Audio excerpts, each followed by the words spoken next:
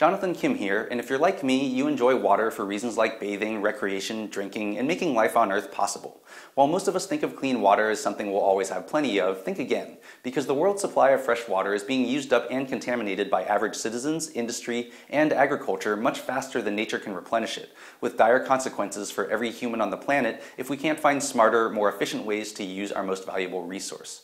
The new documentary, Last Call at the Oasis, examines the many factors contributing to our dwindling supply of fresh water and the effects of its misuse. I got to speak to the director of Last Call at the Oasis, Oscar winner Jessica Yu, about how you tackle such a big topic, some of the scarier facts she learned, how we need to change how we think about water, and if we'll ever get over our disgust and drink purified water reclaimed from sewage. So check out what she had to say in my ReThink interview with Jessica Yu. With a topic as big as water, how did you figure out where to start?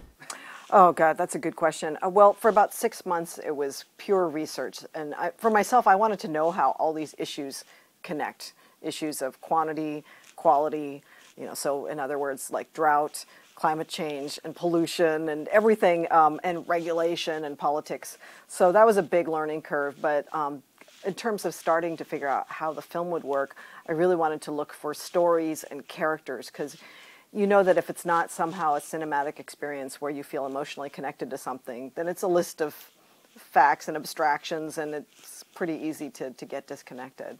What was sort of the central question that you kind of wanted to answer for yourself when you were like in pre-production and getting started?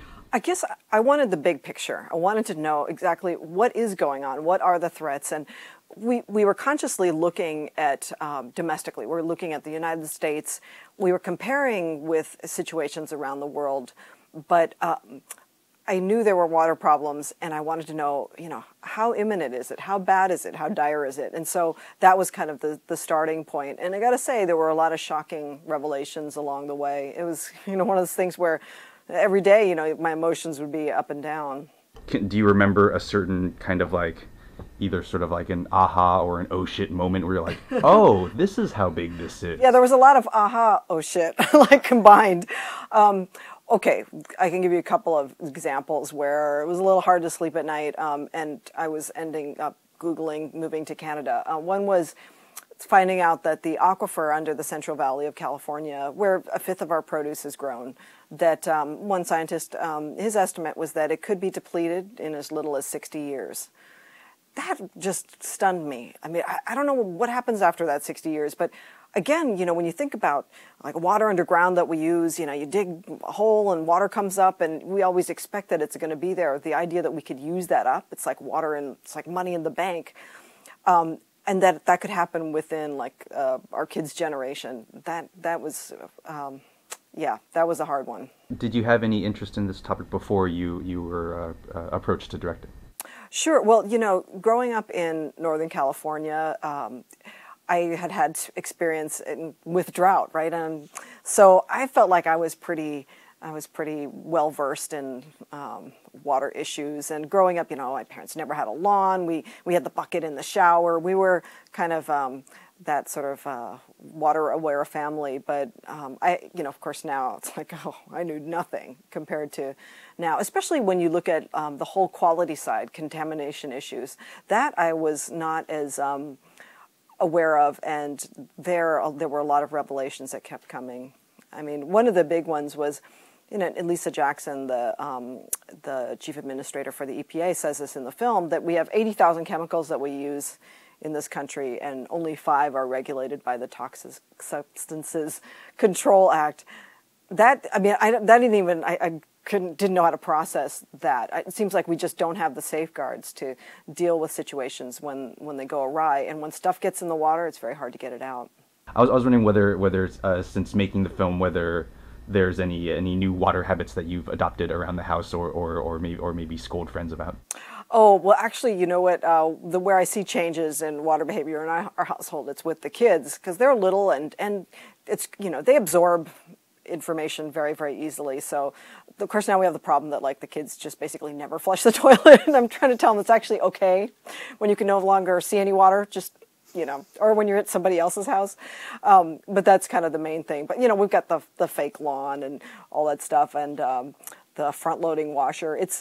The interesting thing about water is like people always want to know what are the 5 tips you would give people, and it's kind of in a way it's sort of bigger than that because there's so many things you can do to make progress when it comes to water. So I tend to kind of skirt the issue a little bit because I'm hoping that people will find their own ways where it makes sense for them to not only save water but also find ways to support the protection of it.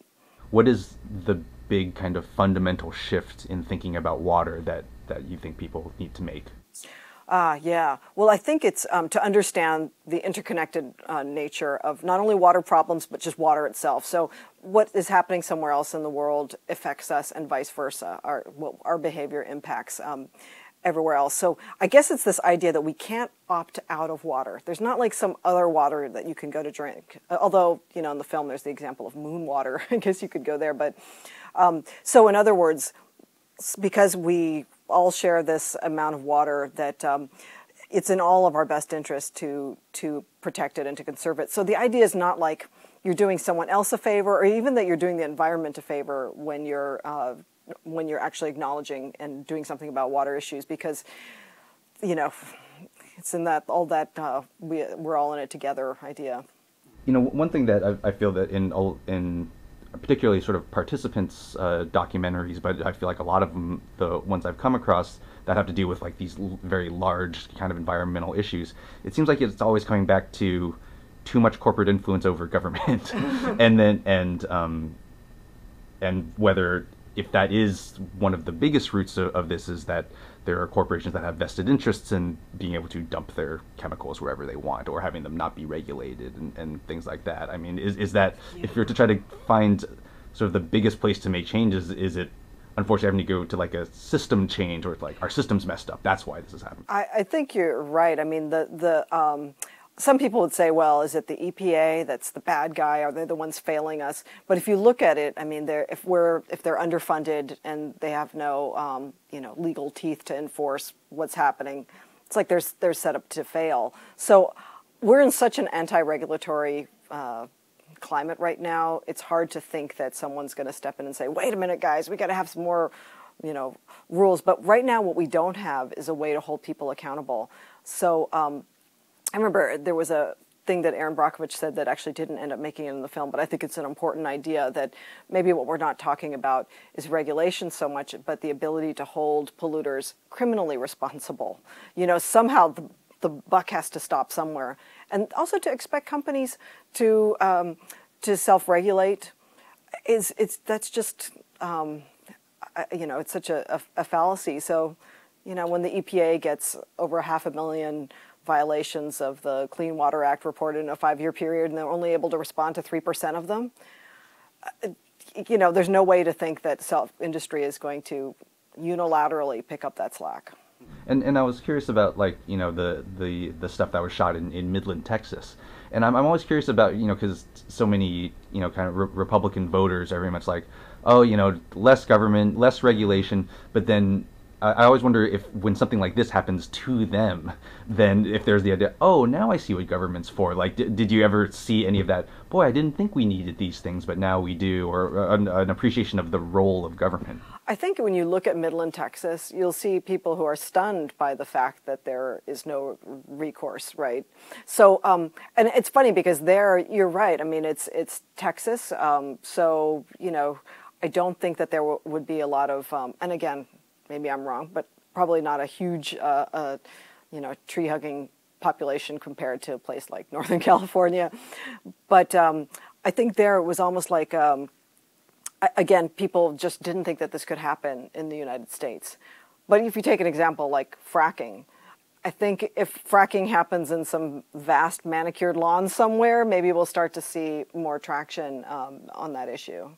Curious about the recycled water and the sure. So that's capable of getting out where they're talking about like the chemicals and the antibiotics and stuff like that. Process to clean sewer water is successful with that. Yeah. So recycled water, the reverse osmosis that water goes through to get to the recycled water potable standard is intense. And so I do know that it removes a lot of those trace contaminants. I'm not enough of an expert to say for sure that it gets rid of everything, but people have said that it's almost like distilled water. I mean, that's how clean it is. So it is an ironic thing that people don't want to drink it because the direct extraction from sewage is too clear in people's minds.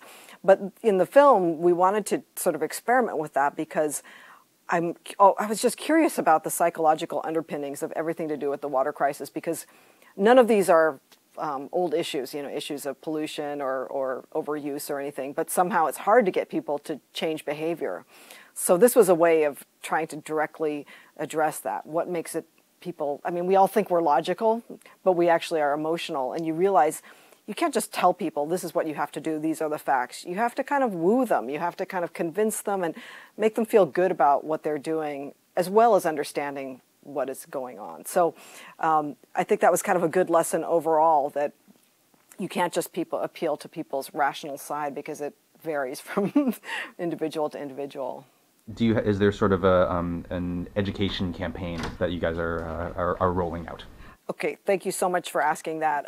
So in conjunction with the film, Participant Media has a whole social action arm. So we don't have to put that in the film. The film's about telling the stories, but if you go to takepart.com and you look up Last Call at the Oasis, there's a list of things to do. It's not only actions to take, but it's also links to other groups that have been working with these issues and on these fronts for a long time. So it's a great resource for people who do feel motivated to want to know more or to do something after they see the film.